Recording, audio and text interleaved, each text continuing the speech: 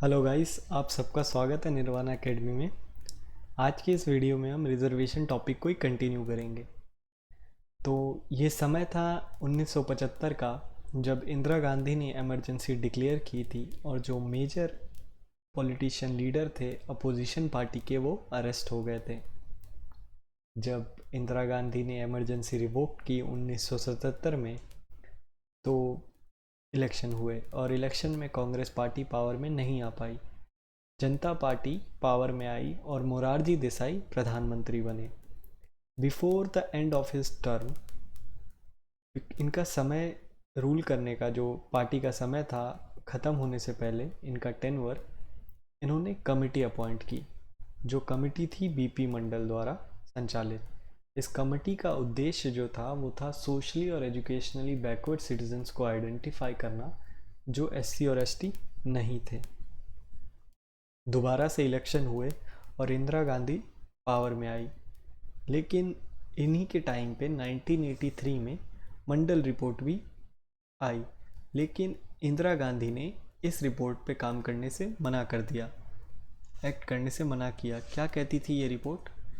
कहती थी कि जो 52% ऑफ द पॉपुलेशन है इंडिया में, वो सोशली और एजुकेशनली बैकवर्ड है और हम लोगों को 27% रिजर्वेशन प्रोवाइड करना चाहिए।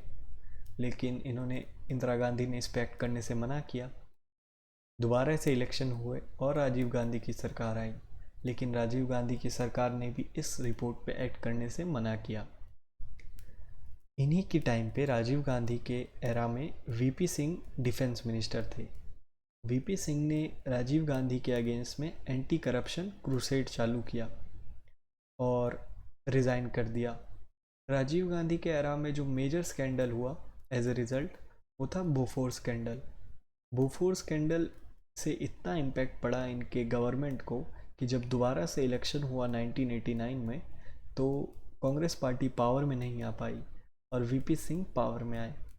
वीपी सिंह की जो पार्टी थी वो दो अपोजिट एंड्स द्वारा सपोर्टेड थी। एक तरफ थी राइट विंग बीजेपी जो सपोर्ट कर रही थी पार्टी को, और दूसरी तरफ थी कम्युनिस्ट पार्टी। इन्हें पता था कि ये गवर्नमेंट जो है ज़्यादा दिन तक ये पावर में नहीं रह पाएंगे, तो पीछे कुछ लेगेसी छोड़ जाए। इन्होंने डिसाइड किया क्यों ना मंडल कमीशन रिपोर्ट जो 1983 में आई थी उस पर एक्ट किया जाए, और इन्होंने इसको इम्प्लीमेंट कर दिया गया। इन्होंने 27% रिजर्वेशन गवर्नमेंट जॉब और एजुकेशन में प्रोवाइड किया। इसके अगेंस्ट में बीजेपी, जो कि constituted as upper class party मानी जाती है, उन्होंने अपना सपोर्ट विदड्रॉ किया और वीपी सिंह की सरकार गिर गई। फिर से इलेक्शन हुआ और कांग्रेस की सरकार पावर में आई और PV Narasimha Rao prime minister बने। इन्होंने क्या किया कि जो रिजर्वेशन पॉलिसी थी, जो 27% ओबीसी को रिजर्वेशन प्रोवाइड कर रही थी, इसे और एक्सपेंड किया और 10% रिजर्वेशन बढ़ा दिया।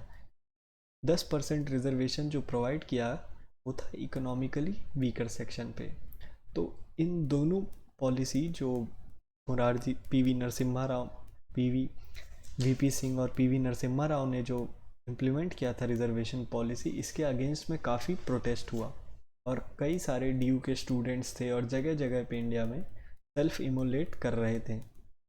इसी टाइम पे एक सुप्रीम कोर्ट में याचिका दायर की, कहा कि ये जो पॉलिसी नेट की गई है रिजर्वेशन में मंडल कमेटी रिपोर्ट पे, जो वीपी सिंह ने एक्ट किया है और पीवी नरसिम्हा राव ने जो इकोनॉमिकली वीकर सेक्शन पे रिजर्वेशन प्रोवाइड किया है, दोनों अनकॉन्स्टिट्यूशनल है। तो ये सुप्रीम कोर्ट का जजमेंट आया 1992 में और ये केस बना Indira Sahane versus Union of India. इसमें सुप्रीम कोर्ट ने कहा कि जो वीपी सिंह ने रिजर्वेशन दिया है 27%, ये कॉन्स्टिट्यूशनल है, क्योंकि 16 क्लॉज 4 जो कि एक्सेप्शनल है, हमने पिछले वीडियो में देखा था, ये इनेबल कर रहा है। 16 क्लॉज 4 इसके पीछे लीगलाइज कर रहा है इस पॉलिसी को। और सुप्रीम कोर्ट ने कहा कि अगर कोई स्टेट को लगता है कि कोई बैकवर्ड क्लास है और उसे रिजर्वेशन प्रोवाइड करना चाहिए, तो 5 बेसिक कंडीशंस को पूरा करना चाहिए स्टेट को। क्या क्या है वो 5 बेसिक कंडीशन? पहली कंडीशन ये है कि स्टेट को प्रोवाइड करना पड़ेगा थ्रू क्वांटिफाइबल डाटा कि वो क्लास सोशली और एजुकेशनली बैकवर्ड है। दूसरी कंडीशन ये है कि स्टेट की ओपिनियन में ये होना चाहिए कि वो एडुकेटली रिप्रेजेंटेटेड नहीं है पब्लिक एम्प्लॉयमेंट में। तीसरा कंडीशन ये है कि क्रीमी लेयर कॉन्सेप्ट जो है लगेगा। 27% जो रिजर्वेशन दिया गया है ओबीसीज को, उसमें क्रीमी लेयर कॉन्सेप्ट लगेगा। चौथी कंडीशन ये थी कि 50% से ज़्यादा रिजर्वेशन नहीं प्रोवाइड किया जा सकता, एक एक्सीड नहीं होना चाहिए, कैप लगा दिया। फिफ्थ कंडीशन ये थी कि जो ओवरऑल एफिशिएंसी है वो अफेक्ट नहीं होनी चाहिए, जो कि आर्टिकल 335 डिमांड करता है। सुप्रीम कोर्ट ने ये भी कहा ये जो रिजर्वेशन 27% दिया है ये सिर्फ एंट्री लेवल पे दिया है, प्रमोशन लेवल पे देने की बात नहीं की है। सुप्रीम कोर्ट ने कहा कि जो पीवी नरसिम्हा राव ने 10% रिजर्वेशन और प्रोवाइड किया है on the basis of economic criteria, ये अनकॉन्स्टिट्यूशनल है, क्योंकि आर्टिकल 16 क्लॉज 4 ये economic basis as a criteria नहीं मानता। गवर्नमेंट ने इसके अगेंस्ट में 1995 में 77 कॉन्स्टिट्यूशनल अमेंडमेंट एक्ट लेके आए, जिसमें आर्टिकल 16 क्लॉज 4 ए डाला, जिसमें रिजर्वेशन पॉलिसी रिजर्वेशन प्रमोशन में भी देने की बात कही गई। किनके लिए? एससी और एसटी के लिए। फिर से मैटर कोर्ट पहुंचा, चैलेंज किया गया कोर्ट में, और सुप्रीम कोर्ट ने फिर से इस पर डिसीजन दिया, और ये केस बना M Nagarajan versus Union of India. 2006 का केस था। इसमें सुप्रीम कोर्ट ने इसको कॉन्स्टिट्यूशनल बताया, लेकिन ये भी कहा साथ साथ में कि जो इंदिरा सहानी में एक कंडीशन थी कि ओवरऑल एफिशिएंसी नहीं होनी चाहिए इम्पैक्टेड, वो एक कंडीशन थी। होप ये वीडियो आपको अच्छी लगी हो। लाइक कीजिए, सब्सक्राइब कीजिए। Thank you.